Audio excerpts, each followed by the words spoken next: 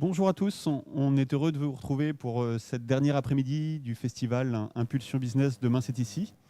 Donc après une première journée qui a été tournée autour de la création d'entreprises et puis de la transition numérique, on a eu ce matin tout ce qui était les dispositifs de plan de relance et de gestion des émotions dans ce contexte un petit peu compliqué. Cet après-midi, on a deux experts du financement, François Colombel de la CCI et Louis Leboucher d'Initiative Calvados, qui vont avec vous voir comment trouver les financements adaptés à vos projets. Donc ils vont pouvoir dérouler un petit peu tous les dispositifs de financement qui sont à votre disposition sur notre territoire. Et surtout, n'hésitez pas à les interpeller par l'intermédiaire du chat qui est mis à votre disposition. On a Manuel Boulan qui est derrière en modérateur du chat et qui va pouvoir interagir avec vous et retransmettre les questions à nos experts. Donc voilà, pour plus de dynamisme, n'hésitez vraiment pas à vous en saisir. Je vous souhaite une bonne heure de découverte des financements avec nos experts. Merci Mathias. Oui, donc on va aborder la question du financement des entreprises, donc que ce soit en création, reprise et aussi développement, parce que le financement, ça concerne différents cycles de l'entreprise, même si notre intervention est quand même essentiellement axée sur la création et la reprise d'entreprise. Mais avant tout, je vais me présenter, donc François Colombel, je suis conseiller création, reprise d'entreprise à la Chambre de commerce et d'industrie de Caen-Normandie, et on accompagne les porteurs de projets donc, dans la réalisation de leurs projets et notamment dans la recherche de financement. Donc, comme l'a dit François, l'atelier de cet après-midi est tourné sur la recherche de financement. Pour me présenter moi-même, donc Louis Leboucher d'Initiative Calvados, le but, c'est d'accompagner, notre rôle, c'est d'accompagner les porteurs de projets dans leur démarche de création à travers la recherche de financement, la demande d'aide. Et donc justement, on va vous présenter avec François cet après-midi tout ce qui existe aujourd'hui et comment obtenir ces aides. Merci Louis. Donc, le financement, c'est un sujet très, très important dans la vie de l'entreprise. Et à travers la présentation qu'on va vous faire, on va évoquer forcément les différents financeurs, que ce soit les banques, les organismes qui interviennent à travers des aides. Mais avant tout, on va vous expliquer comment vous pouvez trouver ces financements et comment il faut procéder à travers notamment la construction de votre projet, de votre dossier. Et donc, on va parler, donc ça va être une première partie qui va être un peu plus rapide que la seconde, qui va porter vraiment sur le cœur du sujet, mais il est important d'évoquer cette première partie, notamment avec la création, la réalisation du business plan, qui va vous aider à faire votre recherche de financement. Donc, le business plan, c'est quoi? Le business plan, c'est un dossier, en quelque sorte, si on résume rapidement, c'est un dossier de présentation qui va vous permettre de réfléchir à la réalisation de votre projet, et c'est surtout aussi un dossier qui va vous aider à aller chercher ces différents financements. Parce que quand on va chercher un financement auprès d'une banque, notamment, on ne peut pas y aller les mains dans les poches, on a besoin d'avoir des éléments. Donc ce business plan, donc il faut le rédiger, c'est à vous de le rédiger, c'est à vous de le créer. Par contre, vous pouvez vous faire accompagner par des professionnels, vous pouvez vous faire accompagner notamment par la Chambre de commerce et d'industrie à travers le dispositif guichet unique. Et c'est un document qui va vous permettre, je disais, de passer de l'idée au projet. Alors le business plan, c'est un document qui est vivant. Ce n'est pas quelque chose qui est figé. Vous allez retrouver plusieurs versions. Louis, qu'est-ce que tu peux dire aussi sur le business plan? Alors, l'objectif du business plan, il doit être comme ce webinaire, comme cet atelier. Le but, c'est qu'il soit clair, c'est qu'il soit explicite et qu'il soit synthétique.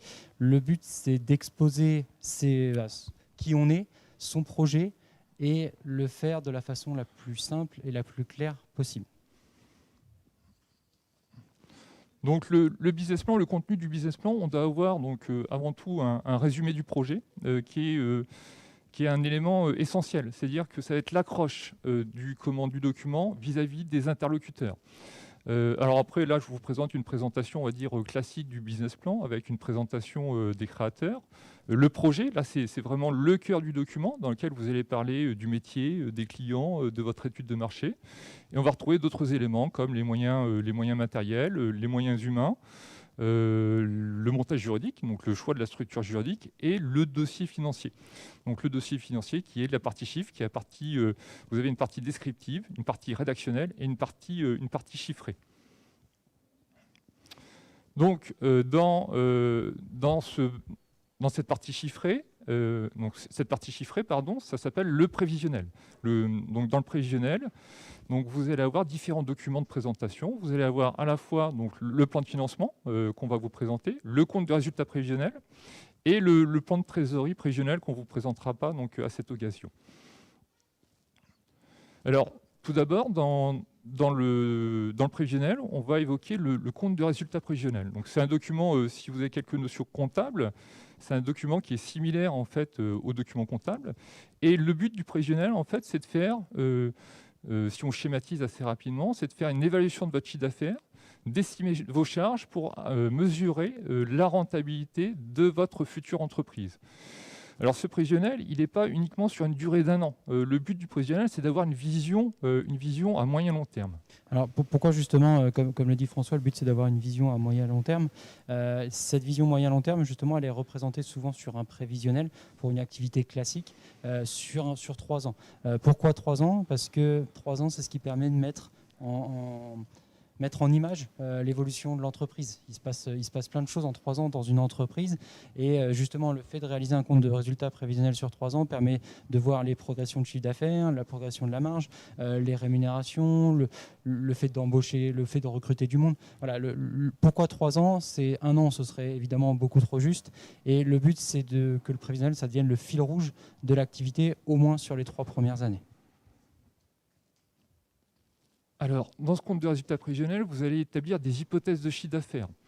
Donc, ces hypothèses, elles doivent respecter ce qu'on appelle le principe de prudence. En fait, elles doivent être ni trop optimistes, ni trop pessimistes. Vous avez d'autres règles à respecter. Par exemple, vous devez respecter les tarifs et les normes de la profession concernée. Et vous devez tenir compte aussi de la capacité de production, que ce soit en termes de matériel ou de moyens humains.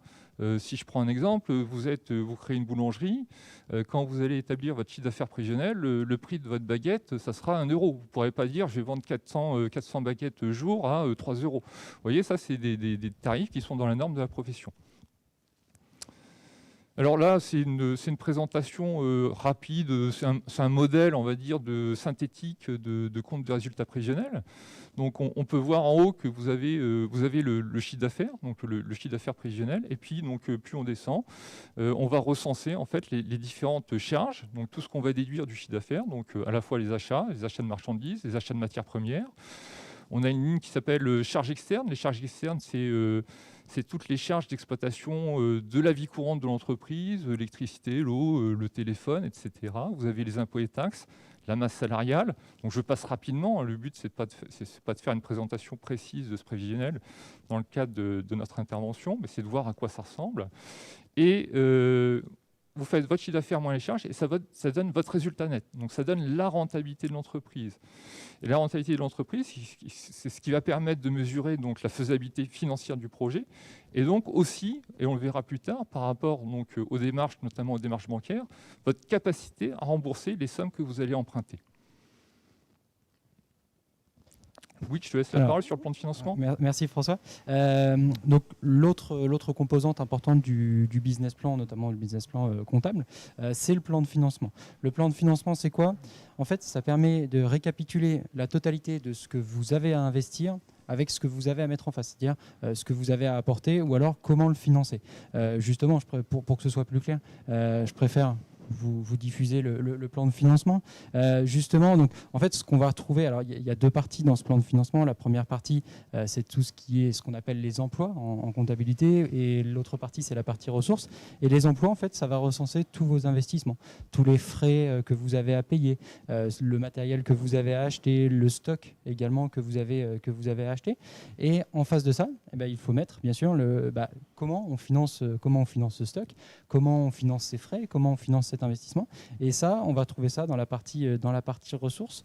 Et le but, c'est qu'avant de calculer la trésorerie, l'éventuel fonds de caisse, on va appeler ça comme ça, le but, c'est qu'au moins la partie emploi soit égale à la partie ressources, de sorte que le projet se finance.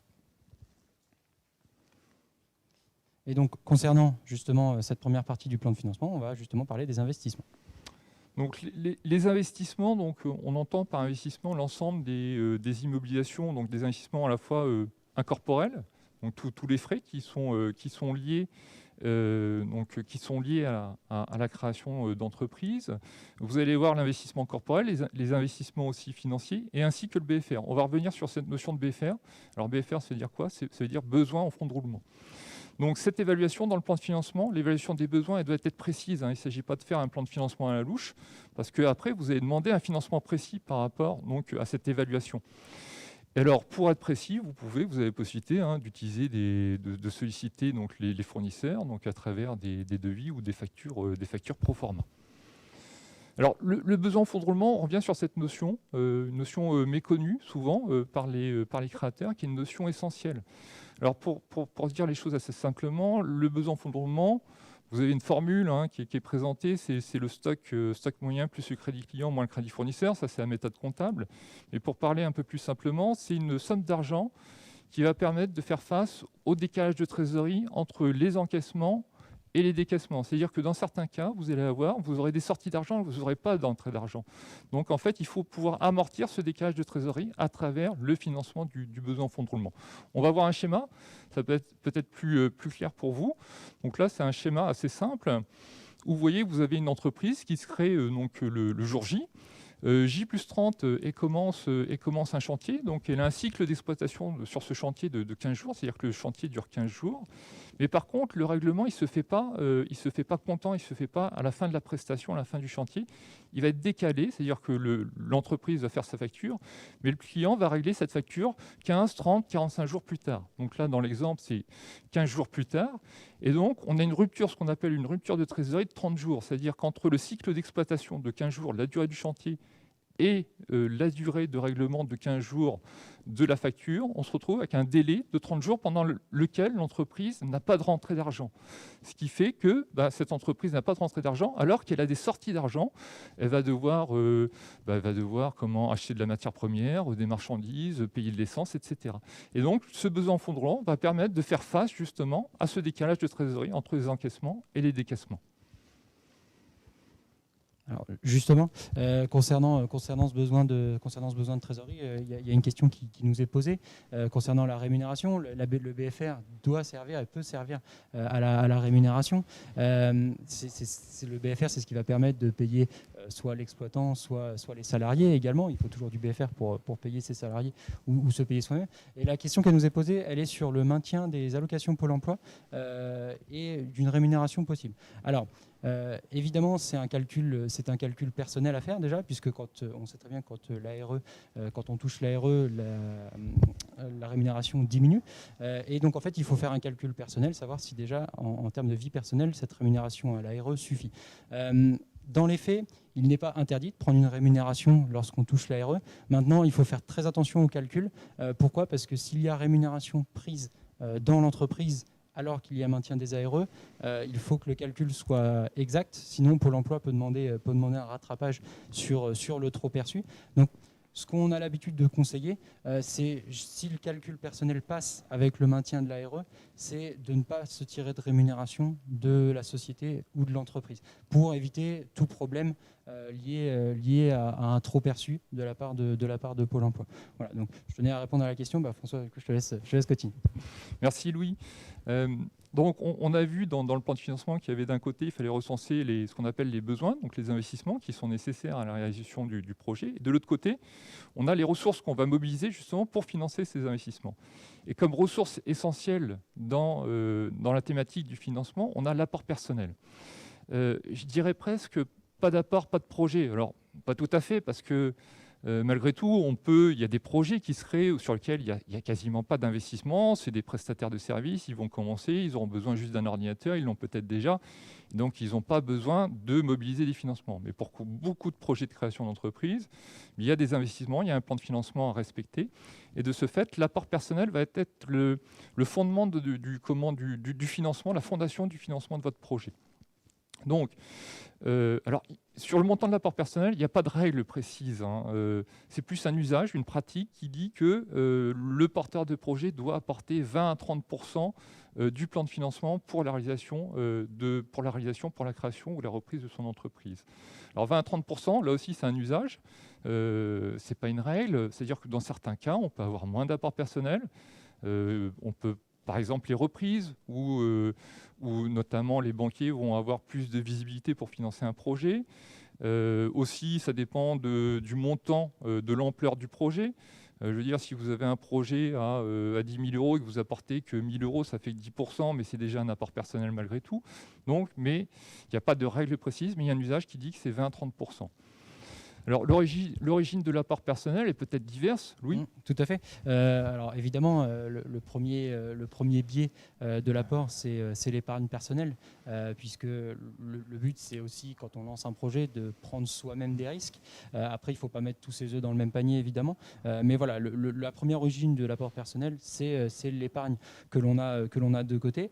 Ça peut être aussi, si en cas de licenciement, en cas de création ou de reprise suite à un licenciement, l'utilisation justement de la prime de licenciement, ou alors, pour rebondir sur la question de tout à l'heure, l'autre alternative du maintien des droits Pôle emploi, c'est également le capital Pôle emploi. Donc le capital Pôle emploi peut servir également à un apport dans l'entreprise. Alors il faut bien faire attention avec ce capital Pôle emploi. Voilà, il est versé en 2 fois. La première fois au moment de la création, la deuxième fois 6 mois plus tard. Donc, mais ça peut tout à fait servir d'apport au démarrage. Et puis après, il y a d'autres biais. Ça peut être de l'aide familiale, ce qu'on appelle de la love money, de l'aide amicale. Voilà, c'est pas forcément de l'association, hein. Le but, c'est pas forcément d'associer les gens dans le projet, mais ça peut, voilà, la love money, c'est ça, c'est de l'argent qui vient de son cercle proche et qui permet de réaliser un apport dans le projet. Et donc, du coup, François, cet apport, comment on s'en sert de cet apport? Alors, l'apport, il va prendre différentes formes, en fait. On va parler... alors, soit ça dépend de la forme juridique, mais si vous mettez en société, on va parler d'apport en capital. Alors, cette notion d'apport en capital, elle est essentielle. L'apport en capital, bon, maintenant, la plupart des sociétés, c'est un capital minimum de 1 euro, mais ce n'est pas qu'à 1 euro qu'on finance un projet, il faut qu'il soit plus conséquent. Et cet apport en capital, une précision qui est importante, c'est de l'argent qui est investi dans l'entreprise, que vous n'allez pas pouvoir reprendre, mais qui va servir au fonctionnement de l'entreprise. Parce que parfois, il y a une confusion.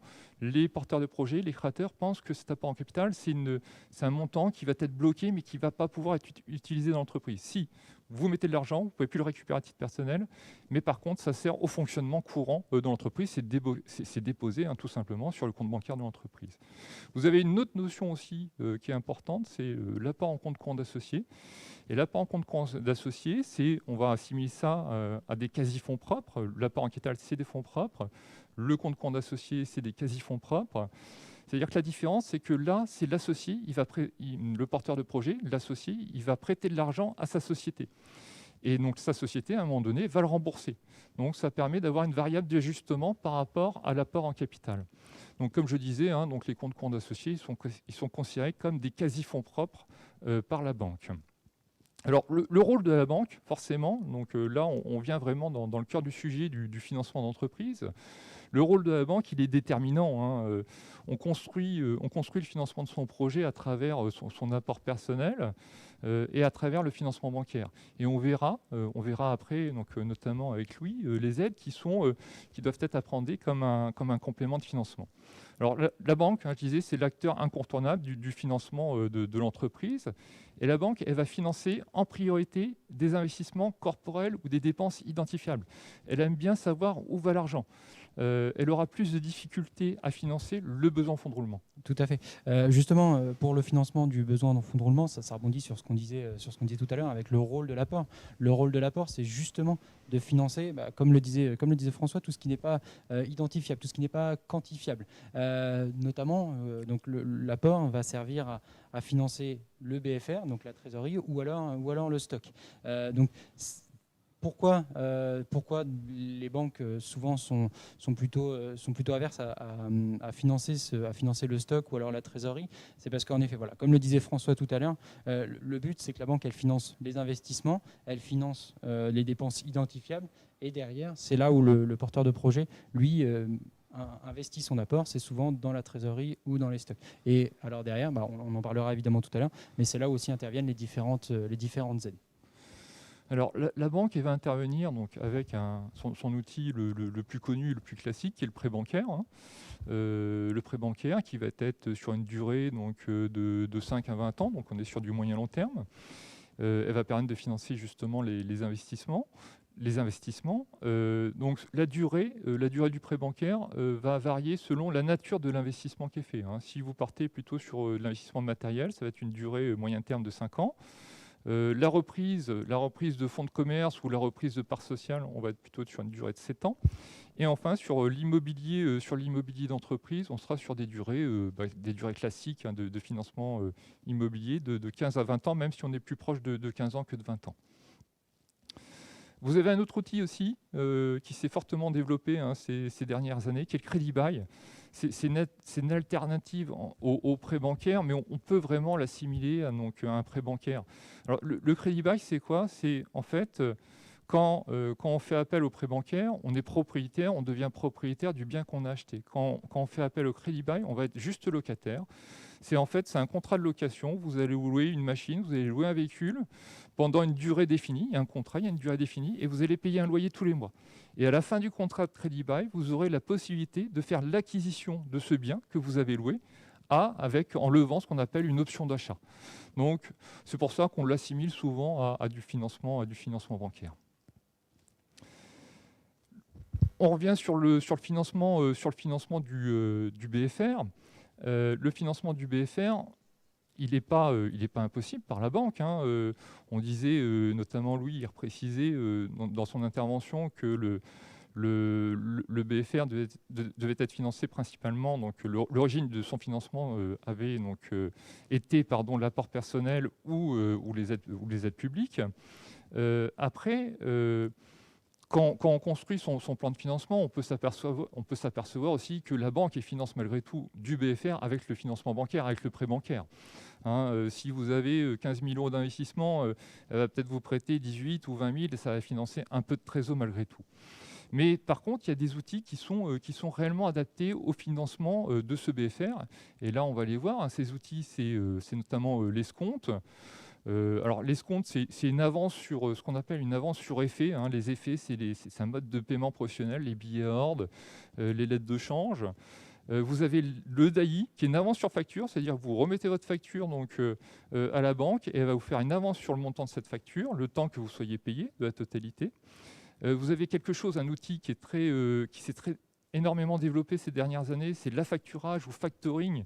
Et là, c'est vraiment un outil de gestion du poste client, c'est-à-dire que la banque, l'organisme financier va prendre votre facture et va assurer la gestion du poste client dans sa totalité, c'est-à-dire qu'elle va relancer le client s'il ne paye pas, elle va faire le recouvrement si nécessaire. Vous avez un autre outil qui est beaucoup plus connu, qui est le découvert bancaire. Alors attention au découvert bancaire, il faut savoir l'utiliser de façon ponctuelle. Si le découvert bancaire, votre découvert bancaire professionnel est maintenu en permanence, il devient structurel et en fait ça pose des questions de rentabilité et de gestion de l'entreprise. Et enfin, pour finir, le court terme, ce qu'on appelle le court terme, c'est 12 mois maximum. Ça peut être un crédit de TVA. Quand vous investissez, vous devez payer la TVA. Cette TVA, vous allez pouvoir la récupérer, donc vous pouvez la financer à travers un court terme. Ça peut être sur une opération particulière, si vous avez notamment de la saisonnalité dans votre activité et vous avez besoin de stocker, mais vous n'avez pas la trésor, vous allez pouvoir faire un court terme. Ça, c'est les outils. Donc, on peut voir que la banque propose des outils comment adapter au financement de la trésorerie, du BFR, de l'entreprise. Alors, on a une question qui nous est posée, comment s'y retrouver dans tous ces dispositifs de financement? Évidemment, aujourd'hui, on vous en présente beaucoup. Comment s'y retrouver? En appelant Initiative Calvados, en appelant la CCI. En fait, l'accompagnement, c'est notre métier. C'est nous et c'est aussi vos partenaires, votre banquier, votre expert comptable. C'est nous qui sommes là pour vous aider justement à vous y retrouver dans tous ces dispositifs, dans le sens où il ne faut pas enclencher les démarches trop tôt, il ne faut pas les enclencher trop tard, et il faut enclencher les bonnes choses au bon moment. Et donc, justement, c'est le fait de faire appel aux professionnels du secteur qui va vous aider à avancer, vous, dans votre démarche de recherche de financement, et notamment via un atelier qui a été fait hier. Je vous invite à aller le voir en replay, l'atelier sur le guichet unique, qui vous explique justement comment s'y retrouver aujourd'hui dans le monde de l'accompagnement. Donc voilà, je vous invite à aller voir le replay, et on va continuer, nous, à vous présenter les différentes choses qui existent sur ces dispositifs. Merci Louis. Donc au niveau bancaire, il y a une question qui va se poser assez rapidement. C'est la question des garanties bancaires. Il faut savoir qu'il n'y a pas de crédit qui est fondé sur la valeur d'une garantie. Ça veut dire quoi? Votre banquier, c'est parce qu'il peut avoir toutes les garanties possibles qu'il va financer votre projet. Il va financer avant tout votre projet par rapport à la qualité, par rapport à votre personne, ce qu'on appelle l'adéquation à un projet, et aussi l'équilibre du financement. Mais à un moment donné, il faut que votre projet présente une certaine rentabilité, donc une faisabilité financière qui permette d'assurer le remboursement des sommes que vous allez emprunter. Donc là, on va voir les différentes garanties bancaires. On va commencer par les organismes de caution. Alors un organisme de caution, c'est quoi? C'est un organisme qui va se porter caution à votre place, en fait, qui va prendre une partie du risque bancaire, pas forcément la totalité, mais qui va prendre une partie du risque bancaire. Donc on peut le voir sur la diapo, c'est de 40 à 70%. Et donc, puisque cet organisme va prendre une partie du risque, la banque, ça va faciliter finalement l'accès au crédit bancaire. Alors c'est un coût de 0,5 à 4% du montant financé. Et on a mis sous la slide quelques organismes de caution comme France Active, qui intervient à travers une garantie qui s'appelle Égalité Femmes, qui a pour but de financer, de garantir les prêts de femmes créatrices d'entreprises. Vous avez la CIAGI, qui intervient beaucoup sur les entreprises artisanales, et vous avez, je dirais peut-être la plus connue, BPI France. Donc toujours au niveau des garanties bancaires, vous avez également ce qu'on appelle les garanties réelles et la caution personnelle. Alors les garanties réelles, c'est des termes qui vous parlent peut-être un peu moins, c'est le nantissement, c'est l'hypothèque, c'est le gage. Toutes ces garanties, c'est la même chose. Le nantissement, il va porter sur quelque chose d'immatériel. Il va porter principalement sur le fonds de commerce, sur les parts sociales. L'hypothèque, ça, vous connaissez peut-être un peu plus. Ça va porter sur un bien immobilier. Et enfin, le gage, ça va porter sur un bien mobilier. Et là aussi, pour résumer la portée de cette garantie, c'est-à-dire que lorsque vous nantissez, lorsque vous hypothéquez, lorsque vous gagez un bien, un fonds de commerce ou des parts sociales, à partir de ce moment-là, si vous êtes en défaut de paiement vis-à-vis de votre partenaire bancaire, la banque va devenir propriétaire en fait, du fonds de commerce, va devenir propriétaire du bâtiment, va devenir propriétaire du bien qui a été gagé et va pouvoir le vendre et ainsi récupérer les fonds qu'elle a pu prêter. Et enfin, la garantie peut-être la plus connue qui est la caution personnelle. Alors la caution personnelle, ça c'est un vrai sujet. C'est-à-dire que vous engagez personnellement à rembourser finalement les sommes que vous avez empruntées. Et le banquier, alors elle n'est pas systématique, mais à un moment donné, il faudra peut-être aussi être en capacité de s'investir personnellement, de dire je crois en mon projet, et donc ça ne me pose pas de problème de me porter caution personnelle du crédit qui est accordé à mon entreprise. Par contre, il est important de réfléchir à la quotité en fait qui vous est demandée de caution personnelle. Parce qu'en effet, être caution personnelle sur un prêt, c'est quelque chose qui est assez fréquent. Et comme le disait François, c'est le pourcentage, c'est la quotité qui va être importante. Souvent, les organismes de caution se portent caution sur des sommes, sur des pourcentages de 50 à 70%. Et il n'est pas rare que derrière, vous soyez aussi caution personnelle. Maintenant, voilà, vraiment le plus important, c'est la partie quotité, puisque prendre des risques quand on réalise un projet, c'est normal, mais il faut aussi savoir les mesurer, ces risques, et être caution personnelle sur la totalité d'un prêt, c'est prendre énormément de risques, même si on croit en son projet, c'est prendre énormément de risques au démarrage. Alors le dossier bancaire, on vous disait, voilà, pour aller solliciter les financements, notamment les financements bancaires ou bien aussi les aides, il faut un dossier, il faut un business plan.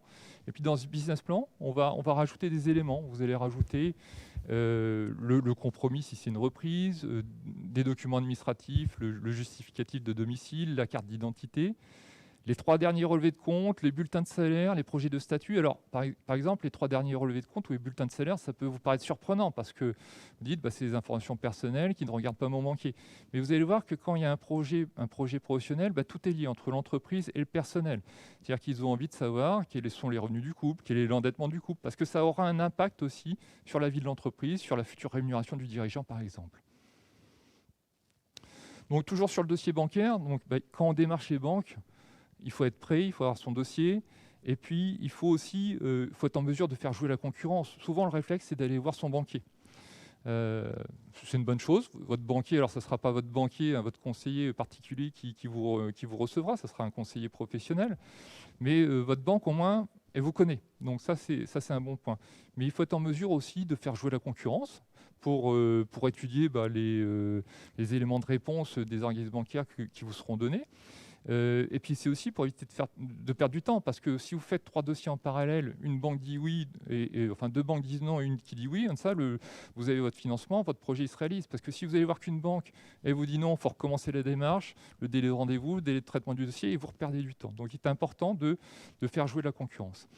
Il est important aussi de ne rien cacher à son banquier. Le banquier va savoir, va connaître les éléments sensibles, les défauts de votre projet. Et puis je dirais, il ne faut pas se concentrer uniquement sur le taux d'intérêt. Parce que l'important, c'est d'obtenir un accord pour pouvoir réaliser son projet. Ça, c'est très important. Mais après, le taux d'intérêt, c'est pas le plus important, je dirais. On revient sur cette notion de garantie personnelle. C'est les conditions de garantie du prêt bancaire qui peuvent vous engager sur le futur. Et c'est ça qu'il faut étudier de près. Parce que sur le taux d'intérêt, aujourd'hui, les taux sont très bas et toutes les banques sont compétitives. Pardon. Le but de choisir un partenaire bancaire, en fait, la réponse, elle est dans la question. C'est-à-dire qu'il faut choisir un partenaire. En effet, comme le disait François, quand on procède à ces dossiers bancaires, quand on réalise ces dossiers bancaires, il faut réaliser dans plusieurs banques. Et l'objectif, en fait, c'est de choisir son partenaire au démarrage, enfin, de faire jouer la concurrence comme si c'était des fournisseurs lambda, et de choisir le bon partenaire. Puisqu'en fait, le banquier, ça doit être la personne dans votre entreprise qui, si jamais un matin, vous êtes boulanger, le four ne fonctionne pas, le four est mort, c'est le banquier que vous appelez pour savoir comment on fait. Et si la personne ne vous répond pas ou ne répond pas à vos attentes, c'est que vous n'avez pas choisi le bon partenaire bancaire. Voilà, le banquier, ça devient, le partenaire bancaire, ça devient votre allié dans la réussite de votre entreprise. Alors, le banquier, il a des attentes. Il va étudier votre dossier de façon, on va dire, objective. C'est-à-dire qu'ils vont prendre le prévisionnel, ils ont des ratios, ils vont regarder le métier, etc. Donc ça, c'est la rentabilité, ce qu'on évoque en permanence. Et puis, il va avoir une approche plus subjective. C'est votre capacité à vous vendre, vos motivations, votre expérience, comment il perçoit le projet. Faut pas croire que, même si la personne que vous allez rencontrer en face de vous, c'est rarement le décideur. Le décideur, ça va être le directeur, ça va être un comité au-dessus, parce que les banques, ils ont des schémas délégataires. Mais par contre, la personne que vous avez en face, c'est elle qui va faire la note, qui va présenter votre dossier. Donc, il faut être en capacité de la convaincre. Donc, un entretien avec son banquier, ça se prépare. Ça se prépare, on l'a vu à travers le dossier, mais ça se prépare aussi à travers la présentation orale et votre capacité à le convaincre et à montrer votre motivation pour réaliser votre projet. Donc là, on passe à autre chose. On a vu les financements bancaires et le rôle de la banque dans le financement. On va voir un peu plus rapidement la levée de fonds. Alors, la levée de fonds, ça concerne principalement des activités, je dirais, innovantes, mais pas que, parce qu'on a des levées de fonds aussi dans l'industrie classique. Mais on entend souvent parler de la levée de fonds pour ce qu'on appelle les startups. Et la levée de fonds, c'est quoi ? C'est tout simplement une prise de participation dans le capital d'entreprises qui ont un potentiel de développement. Donc, ça permet de financer la R&D, le démarrage ou la croissance d'une entreprise. Alors, c'est-à-dire que quand vous avez des apporteurs en capitaux, ce qu'ils aiment bien, c'est aussi déjà avoir quelques certitudes par rapport à l'entreprise qui a été créée. Parce que faire une levée de fonds uniquement sur une création d'entreprise, c'est très très compliqué. Il faut déjà que l'entreprise ait fait en quelque sorte, pas ses preuves, mais avoir déjà un retour client, un peu de chiffre d'affaires pour qu'elle ait pu déjà tester en fait le marché. Et cet apport de fonds, ce n'est pas uniquement des apports en capitaux, c'est aussi un apport de réseau, de compétences à travers les actionnaires.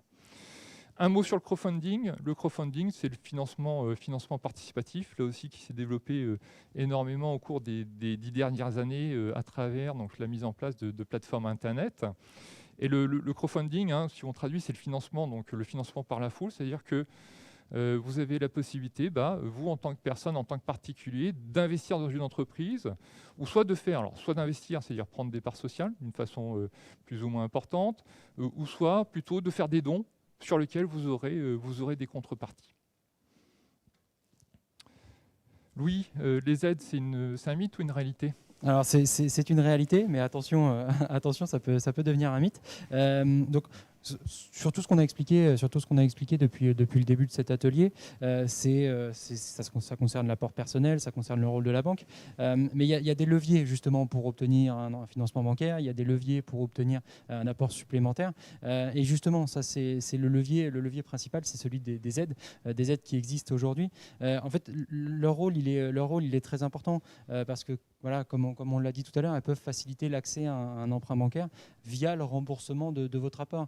Imaginons, vous avez un projet, vous cherchez un financement bancaire de 60 000 euros et vous avez 2 000 euros d'apport. Vous sollicitez une aide type prêt d'honneur initiative Calvados ou alors une subvention une subvention régionale. Ça fait monter cet apport à potentiellement entre 6 et 7 000 euros. Ça peut vous aider à financer, comme le disait François tout à l'heure, à financer votre projet. Maintenant, avant de faire toute demande d'aide, il faut d'abord vérifier qu'on y est bien éligible. Les aides, elles existent, c'est pas pour autant qu'on doit les avoir.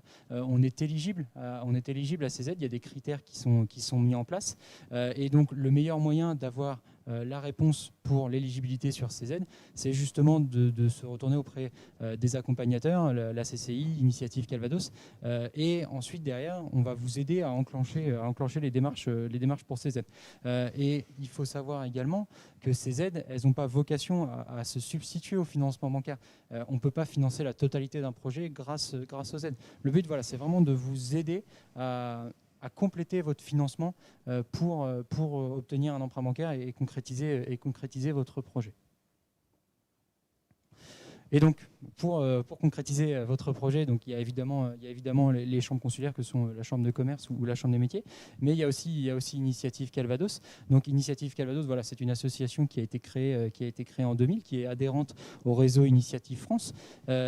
C'est pas anodin d'être adhérent à un réseau, ça permet de profiter justement de tout un panel de compétences, de banquiers, d'experts comptables, de chefs d'entreprise. On est situé à Colombelles, juste à côté de Caen, mais c'est pas pour autant qu'on fait tout à Colombelles. On se déplace aussi sur les différents territoires. On accompagne des projets du Pays d'Auge, du Pays du Bessin, de Vire, de Villers-Bocage, de Falaise. Et justement, c'est aussi ça la force d'un réseau, c'est d'être écouté et d'être mis en relation avec des chefs d'entreprise, des experts comptables, des banquiers du secteur géographique. Tout le monde n'est pas basé à Caen, et le but, voilà, c'est vraiment d'apporter une réponse géographique à nos porteurs de projets. Et justement, qui dit demande d'aide dit commission pour obtenir ces aides. Et plutôt que de passer à une commission sur Caen alors qu'on cherche à s'installer sur Lisieux ou sur Falaise, et bien justement, le but, c'est de passer en commission à Falaise ou dans le Pays d'Auge, à Lisieux, à Honfleur, bref, que sais-je, pour justement avoir en face de soi des experts du secteur géographique. Et donc, notre outil principal à Initiative Calvados, justement, c'est un prêt personnel. C'est ce qu'on appelle le prêt d'honneur, ce dont je vous ai un petit peu parlé tout à l'heure. Donc, c'est du prêt à taux zéro. C'est de l'argent que l'on vous prête à vous personnellement pour qu'ensuite vous puissiez l'engager dans l'entreprise. Alors, on finance des projets de création, des projets de reprise et des projets de développement de toute entreprise immatriculée au registre du commerce et des sociétés, ou alors au répertoire des métiers, ou encore également à la chambre d'agriculture. Et le but, voilà, de ce prêt, alors c'est un prêt qui va de 2 à 30 000 euros et qui est remboursable de 2 à 5 ans. Le but de ce prêt, c'est vraiment de vous aider à obtenir, à cofinancer votre projet et à obtenir un apport supplémentaire ou alors un financement supplémentaire. Ça rebondit sur ce qu'on disait tout à l'heure, notamment via le financement du BFR ou le financement du stock. Et le but, voilà, c'est de vous aider à concrétiser votre projet. Et il y a un critère statistique sur ce prêt d'honneur qui fait qu'on ne doit pas financer plus de 20% du projet. Il y a aussi d'autres aides qui existent chez Initiative Calvados. Ça rebondit sur ce que disait François tout à l'heure sur la levée de fonds. C'est le prêt innovation. Alors, c'est un prêt qui intervient dans la phase d'amorçage. On peut prêter jusqu'à 50 000 euros lorsqu'il y a plusieurs porteurs de projets. Et le but, en fait, de ce prêt d'honneur innovation, alors j'y passe rapidement, mais il faut l'expliquer. Le but, c'est de venir renforcer les fonds propres pour, pourquoi pas, obtenir du financement complémentaire. On sait que dans le monde de l'innovation, il y a des financements complémentaires qui sont notamment beaucoup portés par BPI. Et BPI, généralement, ils prêtent ou ils donnent du 1 pour 1. Et justement, c'est aussi le rôle de Spread Donor Innovation, c'est de venir renforcer vos fonds propres afin d'obtenir des aides complémentaires ou du financement complémentaire. Et pour rebondir justement sur la levée de fonds, ce prêt innovation, si vous l'obtenez, ça permet aussi de limiter ce qu'on appelle la dilution. Et donc, le fait de vous faire absorber en fait, dans votre capital par de potentiels investisseurs lors notamment d'une levée de fonds. Et pour terminer sur les prêts d'honneur, en 2021 sera lancé aussi un prêt d'honneur BPI, encore eux, justement qui pourra être couplé avec les prêts d'honneur Initiative Calvados, ce qui permettra pourquoi pas de renforcer les apports éventuels. Donc ça, c'était pour les aides d'Initiative Calvados. Initiative Calvados, tout comme la CCI, on s'occupe également de la subvention coup de pouce. Alors la subvention coup de pouce, c'est quoi? C'est de l'argent que la région vous donne à vous personnellement pour qu'ensuite vous puissiez l'engager dans votre entreprise ou dans votre société. Alors, on rebondit également encore une fois sur les critères d'éligibilité. C'est pas parce que il y a cette subvention qu'on y est forcément éligible. Donc il faut bien vérifier qu'on est éligible à cette subvention. Elle est conditionnée à un prêt bancaire. Elle concerne la création ou la reprise d'entreprise. Et il y a des seuils d'intervention. C'est-à-dire que si votre projet dépasse 54 000 € en cas de création d'entreprise, vous ne pouvez pas avoir la subvention. Et si votre plan de financement, on disait encore une fois tout à l'heure, dépasse 90 000 €, pareil, vous ne pouvez pas y être éligible. Par contre, si vous n'avez jamais été chef d'entreprise et que votre projet fait moins de 54 000 € ou de 90 000 €, dans ces cas-là, vous pouvez tout à fait solliciter une subvention coup de pouce. Même les micro-entrepreneurs y ont le droit, c'est important. Ils doivent être demandeurs d'emploi au moment de la déclaration d'activité. Voilà, le but en fait de cette subvention régionale, c'est d'aider les porteurs de projets pour, encore une fois, concrétiser leur projet. Ça peut être par du réinvestissement derrière pour renflouer la trésorerie. Enfin, voilà, le but, c'est vraiment d'aider les porteurs de projets pour leur entreprise. Et donc, cette subvention, pour terminer, elle est, comme le prêt d'honneur, soumise à un passage en commission. Et cette commission va donner un avis consultatif pour la subvention coup de pouce. Et c'est la région qui valide l'aide finale pour cette subvention. Merci Louis. Oui, ce que je pourrais rajouter sur les aides, notamment coup de pouce, Initiative Calvados, c'est qu'au-delà de l'aspect financier, quand vous sollicitez ces aides, comment vous montez un dossier, et ce dossier est présenté, comme Louis l'a présenté, est présenté en comité. C'est un comité qui est composé de professionnels et qui permet d'avoir une validation en fait du dossier. C'est-à-dire que le banquier qui va se retrouver tout seul finalement pour décider, il va être conforté en fait dans sa décision si Initiative Calvados, si le comité coup de pouce a suivi, a donné un avis favorable. Ça va renforcer le dossier sous forme de validation, tout simplement, mais pas uniquement sous l'aspect financier. Alors, il existe aussi d'autres aides qu'on va présenter rapidement, juste pour dire que ça existe. C'est comme l'aide à l'immobilier des entreprises. C'est un dispositif qui a été mis en place par le département du Calvados avec les EPCI, les intercoms. Donc, c'est un dispositif qui a pour vocation d'aider les commerçants et les artisans, c'est-à-dire qu'il va intervenir sur la rénovation des commerces de centre-bourg. Ça va financer donc l'aménagement, l'agencement du commerce. On va prendre en compte les investissements type peinture, sol, mur, la vitrine. Ça ne va pas financer l'investissement professionnel, ça ne va pas financer une machine. Le boulanger, par exemple, ne pourra pas financer son pétrin avec cette aide à l'immobilier des entreprises. Et donc, c'est une aide qui est égale à 20%, à condition d'avoir à minima 10 000 € d'investissement, et le plafond, c'est 50 000 €. Donc, on peut avoir de 2 000 à 10 000 € de subvention. Vous avez également un partenaire qui est incontournable sur la région Normandie, c'est ADN, c'est l'agence de développement de Normandie. Qui eux vont plutôt intervenir sur un peu moins sur la création, un peu moins sur la reprise, mais plutôt sur la croissance et le développement des entreprises. Ils ont une multitude d'outils qu'on ne vous présentera pas aujourd'hui dans le détail. C'est l'impulsion immobilier, c'est l'impulsion développement, c'est l'impulsion conseil, c'est l'impulsion innovation pour les entreprises innovantes. Je vous invite à aller voir le site d'ADN pour avoir tous les détails sur ces dispositifs. Et enfin, Louis, il y a aussi d'autres financements que tu peux citer comme Réseau à fait. Entreprendre Tout à notamment. fait, ouais, il y a le réseau Entreprendre qui. Alors, le réseau Entreprendre, eux, ils vont plutôt financer des gros projets. C'est-à-dire que vous avez un projet avec une reprise à plus de 5 salariés, vous souhaitez être parrainé, vous souhaitez être accompagné par un chef d'entreprise un peu plus chevronné dans votre démarche de création de reprise et dans les années également qui suivent. C'est là où le réseau Entreprendre peut être intéressant. Il y a aussi cet aspect prêt d'honneur chez le réseau Entreprendre qui peut monter également jusqu'à 30 000 euros, voire plus, sous réserve également, là encore une fois, d'un apport. Mais voilà, c'est un acteur aujourd'hui important de la transmission, création ou reprise d'autres entreprises.